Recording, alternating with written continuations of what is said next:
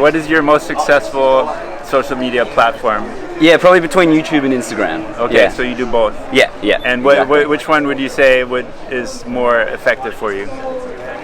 That's a tricky one. I think Instagram, you'll always get more, I suppose, views and likes, whereas YouTube, you probably get more engaging content, as in it's a longer format, you can convey a kind of a longer, more detailed message, whereas Instagram's kind of short, sharp, it's got to just hook them, get them in really quick. I think YouTube is definitely where we've had the most engagement, but Instagram is now like picking up as well. Reels going viral, but I feel like we have a better connection with our audience on YouTube. Absolutely podcast for me. Yeah. I do a podcast on the sport, and I like long form. I think it lets people get to know you, and podcasts are underrated. By far Instagram, I mainly use that, and I've had some success on YouTube. People really like the videos, and I hope to do more of that. For me, it started with Instagram. I come from like a background of surfing, so I already had like an audience that kind of followed my surfing adventures. I was like a lot into the big wave surfing and chasing down swells. And then when the foiling came along, it just organically morphed like the content into that.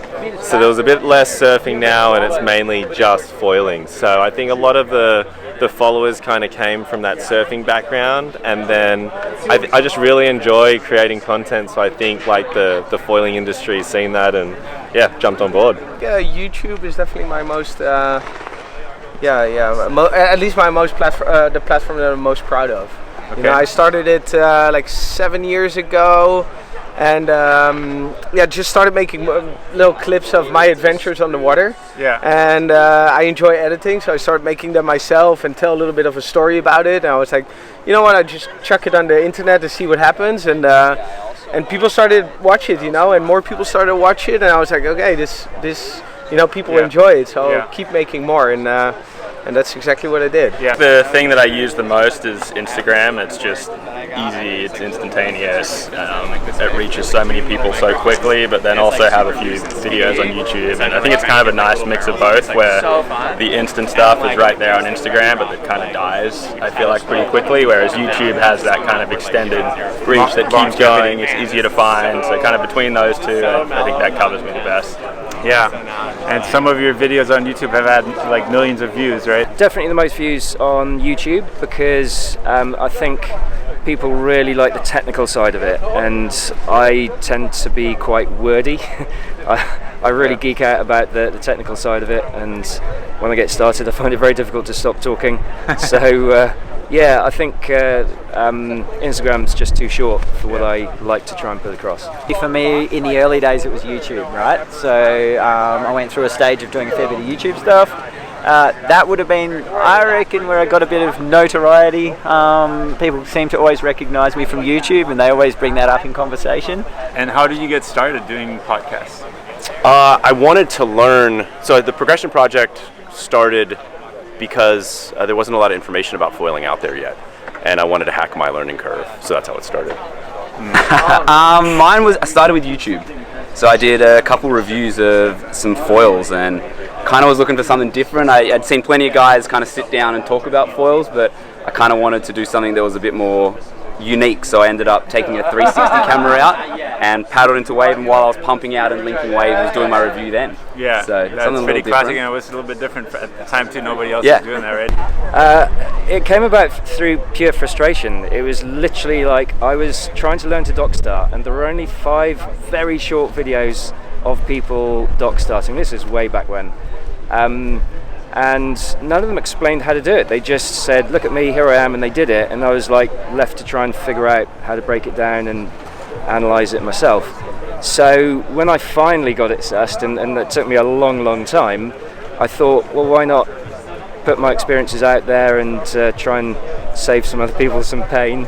Yeah, I think it all started kind of early in the kite surfing days, so ended up getting a GoPro pretty early, and I think it was just kind of a fun, unique way to film myself. I didn't really have access to people filming me all the time, so started shooting with that, and then between myself and my girlfriend and other friends, we just started shooting each other, and kind of as the GoPros got better, the stabilization got better, and I think it kind of just added a different, unique angle and kind of bringing people into kind of what you see sometimes, and then getting close to the action, and started with that. And I kind of remember the early days was tricky, like before AirDrop existed. You used to like email yourself a video to try and post it on your phone on Instagram. In the early days when I got on the AWSI gear, I got right into the dock start thing, right? And I was getting a lot of questions about dock starting or how to, or you know, people asking for a little bit of advice, and I felt I was answering the questions the same to every person. I'm like, I need to just do a video of this where I can just send people to a video. So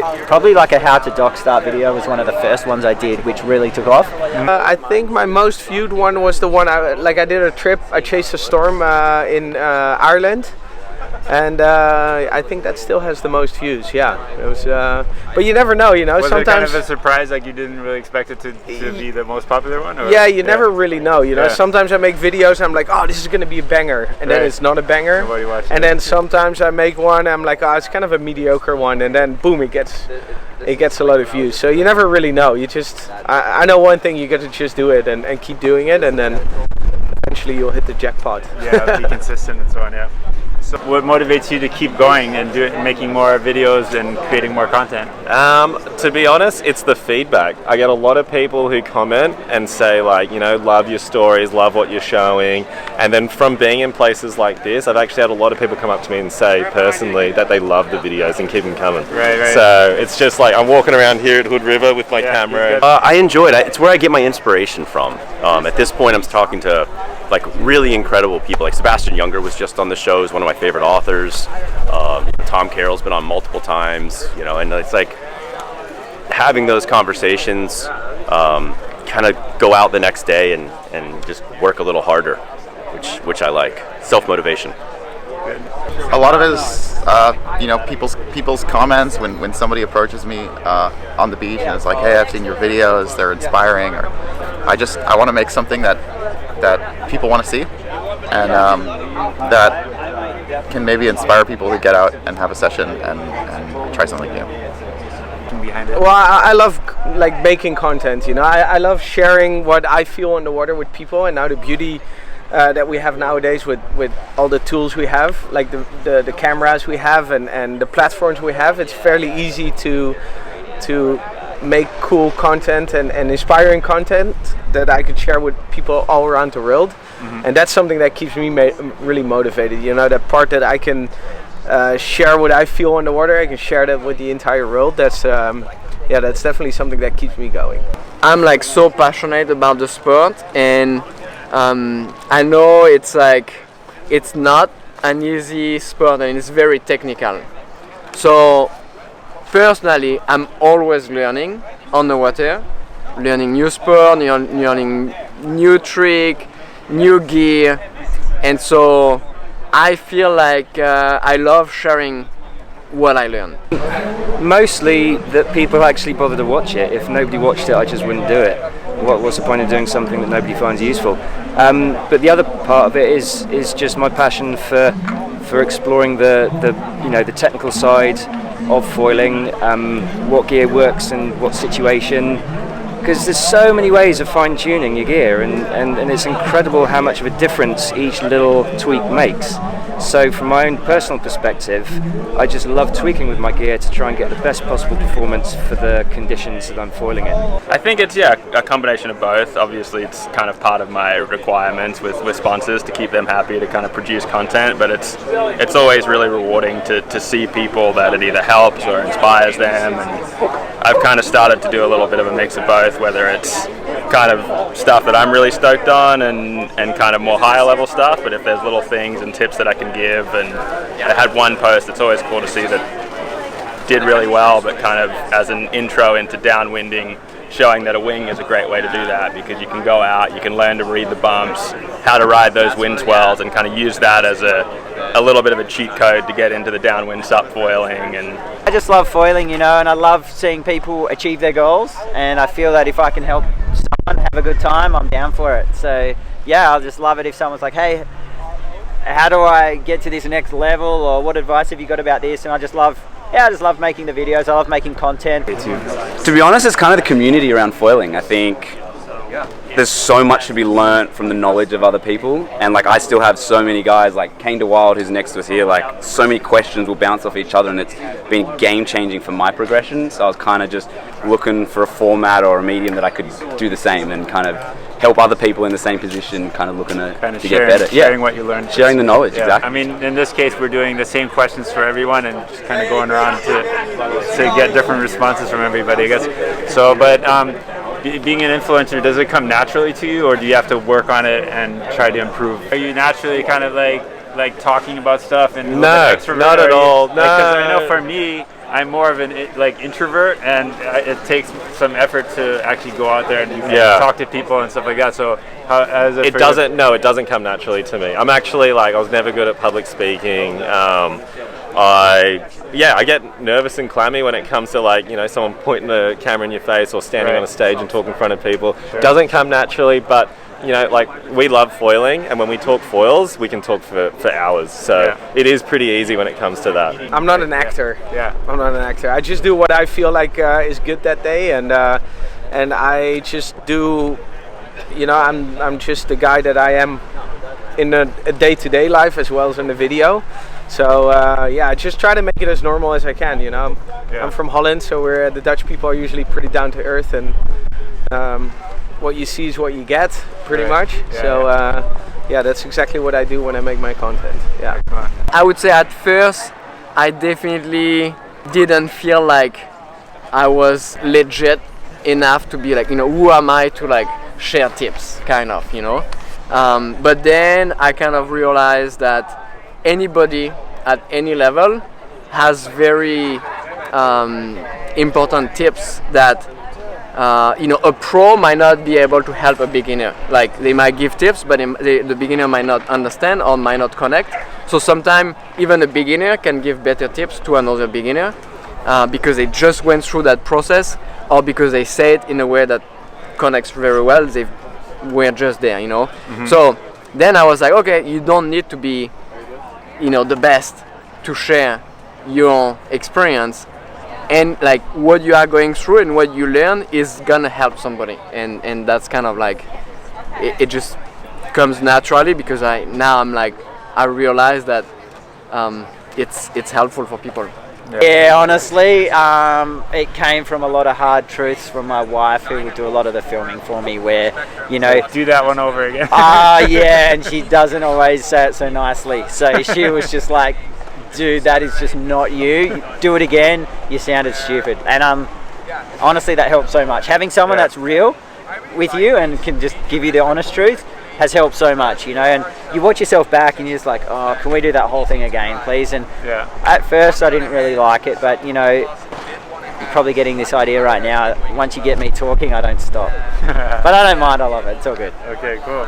I think it's a combination of both. It's something I kind of started doing in the early days, which helped. I think maybe I'm slightly different approach, whether it's not like your typical kind of vlogging situation, but I kind of just like to show my unique style in videos, and sometimes kind of more of like a one-take shot rather than cutting a bunch of clips together, because I think that's interesting in a way, and shows, especially foiling, kind of what you can do and how you can ride a wave that's not breaking and connect those dots a little bit easier than surfing. And it's been fun to kind of play with it and kind of do my own thing, and stoked that people like it. I think whatever comes naturally. There is also the whole, coming up with new video ideas and concepts. I think that's something you have to kind of work on a little, just kind of try and find new ideas, and you get a lot of inspiration from other guys. You try and mix what they're doing with what you're doing, and it's if it's been done before, people kind of won't engage with it. So trying to come up with fresh ideas is always a tricky one, but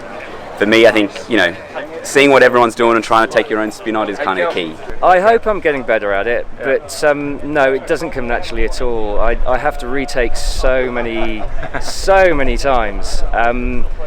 Sometimes I'm lucky and after a while I can just get it done in one take, but most of the time I have to like cut out from one bit and you know, splice it with another bit, and you know, then afterwards I think, oh, I should have phrased it another way, or I've forgotten another bit, so I'll add another little bit. Sometimes it goes quick, sometimes it takes forever, but you know, it seems worth the time. I think I've always been inquisitive. I've always loved talk radio, things like that. Yeah. But no, I definitely work at it. I think that, I mean, it's just a part of the whole, you know, the progression project. You're always trying to get better, and so like I like to study interviewers, and I like to like think about where conversations can go, and it's definitely a skill set, and you can get better at it. And I hope that I have. So if somebody wants to get into being an influencer, not necessarily in this industry, but in any niche market, like what are some tips, or what is a tip? Start. Don't do it. Just get started. Get started. Don't do it. Get started. Explore, like whatever you're curious about. If you're passionate about it, people like to follow people, and follow is the wrong word, but people are drawn to people who are curious and passionate. And so if you're curious and passionate and are sharing that message, if you truly love something, people want to, you know, be a part of that, I think. Yeah. Don't do it. Don't do it. But do you have any tips? Just be yourself and just find something unique. Yeah. I think that's the most important. I don't think you should copy someone else, because someone else is going to definitely be better at you copying it. So just create your own. You know, specialty, and sometimes that takes a little bit of time. You know, it's not like you make your first video and it's going to take off right away. It might take some time, and just keep going and keep enjoying it. Yeah. That's basically everything I do in life. I just try to do the stuff I enjoy to do, and then eventually you get good at it, you know, because it doesn't feel like work. So. Excellent. I think just start basic. If you don't have a big budget, GoPros are obviously an amazing way to kind of shoot content yourself. They've gotten better and better over the years. Go out with friends, take turns, film each other a little bit, and it's, for one, it's a great way to kind of progress your own writing. You can learn a lot from seeing what you do, and I think it's also a great way to kind of just start, getting yourself out there, filming a little bit, kind of finding your own way to get content out there. And if you can find something that's a little more unique, I feel like that's always a good way to get a little more reach and see where it goes. Yeah. You need to do something you enjoy. I think long term, if you're not doing something you're having a lot of fun with, people will pick up on it, and people want to see that you're enjoying yourself. I think the one thing that everyone goes down the line of is buying good camera gear and equipment, but you can make really good gear with a GoPro. A really good content with just a like really simple or gear. An iPhone or whatever. An iPhone, whatever you've got. Like, don't be stressed about getting the highest image quality, but focus more on the content. Definitely. That's a good tip. Yeah. Be authentic and don't just follow what everyone else is doing. Don't just ask the same questions that the last guy asked. Just like, I think what I'm really trying to do in like the content that I create is like, I want to kind of get to know the person and film and show who they are as a person, instead of like just being like, I want to see you do like an amazing trick and then just shoot that. It's like, I want to see someone's personality. I want to capture that. Do you know, this is really weird, because I don't consider myself to be an influencer. I'm just some guy who puts a few videos out to help people, but if you really want to be an influencer, my biggest bit of advice would be just to be genuine. Don't try and pretend to be anything else that you're not. I think a good influencer needs to be open to influence themselves, because I've put a few things out there in the early days where I was very much like, this foil has to be written in this way, and somebody came back going, well, actually I do it in the way that you've just said you can't, and I find it brilliant. I've got to be open to the fact that other people could use the gear that I'm talking about in different ways that I haven't been able to access or I haven't even thought of. I think there is several like strategies to be like successful. Like, you know, if you are as good as Kaileni, then just do what you do and be the best, and it's gonna work. But I feel like my philosophy is more like, is what I'm doing helpful for somebody else, or is it just to kind of like show off my skills? and of course, you know, like everybody likes to show off their skill. When you learn a new thing, you want to show it. But really, ultimately, overall, are you really making an impact? Are really helping people? So last question is like, are you enjoying the vibe here at the show and just the Oregon vibe here? It's, to me, I mean, I wish it would be open to the public, kind of, because there is so much to learn. Like, I've learned so much. Like, every time you come here, you talk with some of the best guys, and everybody's very like helpful. And so, I wish everybody could experience that, because every time I come, I learn something new, and I come out of it like fired up, you know, excited about the future in the sport, and yeah. So I think I wish everybody could experience that. Yeah. Oh man, it's epic. This is my first AWSI, and the event, the location, the people that are here are just incredible, and I'm stoked to be a part of it, and can't wait to be here again next year. Nice. Yeah, it's like a super friendly place. Yeah, it's like everybody's so welcoming and just like.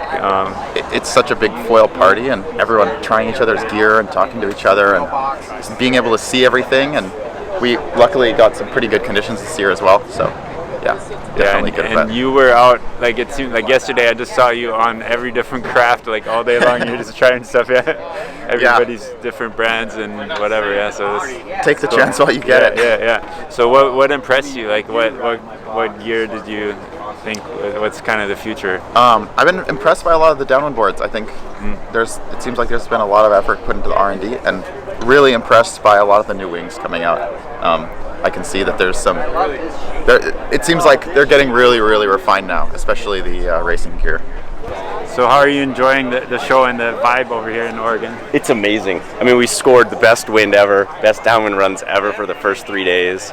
And then them meeting everybody. You know, I'm friends with so many people in the sport online, and so many of them are here. So it's been great to, you know, you and I, we've never connected before. Right. We've talked for hours. This is like such a unique kind of place. Like I've never foiled in a river before where, like, you know, we're literally surfing waves that are just generated from two opposite energies going at each other, the wind and the current of the river. Yeah, it's wild. Like you're surfing in the gorge. Like you're just seeing two mountains on either side of you. Who would have thought that you would ever be foiling in the middle of America? Yeah, been really cool. So yeah, I've been wanting to get out to Hood River for a long time. Actually came out in the wintertime for some snowboarding, and then this year was the first trip I did in summer, and came a little early, got some really good bumps. We had some really strong wind the first couple of days, and then it's cool just to see a bunch of familiar faces and get to ride with everyone and see the stoke around the sports is always really cool. Yeah, we got lucky this year. I guess the last couple of years they didn't have wind during the event, but this year we had some great conditions right before. Where did you go out? Like we did a couple of days down in Rufus and then a day up at the hatchery, and it's cool to see the different sections of the river and the way it works with the current and different winds, and it's just fun to be able to find that feeling of surfing and carving in the middle of a river. And I think that's one thing that foiling has opened up so many possibilities, whether you live on lakes and rivers or areas that don't get your typical surfing swell. You can now kind of get that feeling that we've always been chasing. And this is my first proper trade show in the water sports industry, and I tell you what, it's absolutely cracking. It really is. I'm loving it. It's a really relaxed vibe. Everybody's just, you know, either being really mellow, chatting, networking, but we all get time to go out on the water, which is really cool, because you know, what's work without a bit of fun. I love this. This is my first time to Oregon, first time to Hood River. I've known about this place for years because I have a kiteboarding background, so 15-20 years I've been hearing about Hood River and the wind sports scene, and now that it's more recently become like a foil mecca, especially with the downwind people, I've wanted to get here for a while. So I've absolutely had the best week. I've had some downwinders all week. I've hung out at the AWSI booth. I've seen some amazing new foil and wind sports technology. I've met a whole bunch of my own heroes here. I'm coming back every year. This has been so good. Excellent. Are you enjoying the Oregon vibe? Oh, it's such a good scene here. I mean, for us back home, like a busy day, you've got like 5 or 6 guys foiling. Here, it's 250, and everyone's just having a good time. It's such a good scene, and I think the conditions that they have is like nowhere else. It's just always on the water, and it's as good as the height sort of says it is. Yeah, and it's like kind of a gathering of the tribe. Yeah, like everyone's here. Yeah. And yeah, the other day when we were at the hatchery, you were out like stand-up foiling all morning, and then went out wing foiling till after sunset or whatever. Yeah. Just spend as much time on the water. Exactly. Right exactly. All right. Well, thanks a lot. Yeah. No worries. Appreciate it. See you, Joe. Thank you.